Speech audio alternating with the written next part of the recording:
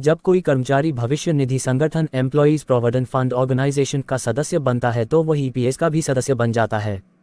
कर्मचारी के मूल वेतन का 12% पीएफ योगदान में जाता है। यह हिस्सा कर्मचारी के अलावा नियोक्ता के खाते में भी जाता है, लेकिन नियोक्ता के अंशदान का एक हिस्सा एप्स यानी कर्मचारी पेंशन योजना में जमा किया जाता है।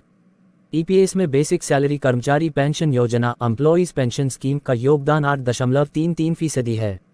हालांकि पेंशन योग्य वेतन की अधिकतम सीमा 15,000 रुपये है, तो पेंशन फंड में हर महीने अधिकतम 1,250 रुपये जमा किए जा सकते हैं।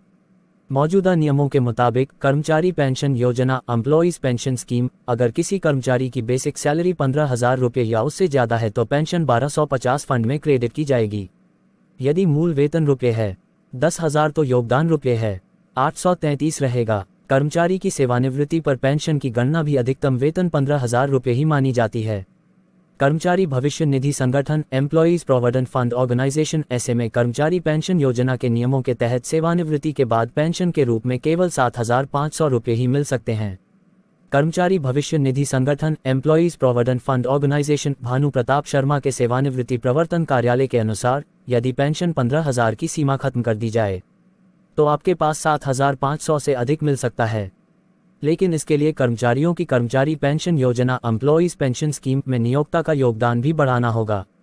अगर 15,000 की लिमिट हटा दी जाए और आपकी बेसिक सैलरी 20,000 कर दी जाए तो फॉर्मूले के हिसाब से आपको उतनी ही पेंशन मिलेगी। 20,000 by 30/70 = 8,571। एक सदस्य 58 वर्ष की आयु में सेवानिवृत्ति के बाद पेंशन लाभ के लिए पात्र हो जाता है। हालांकि पेंशन पाने के लिए उसे 10 साल काम करना अनिवार्य है।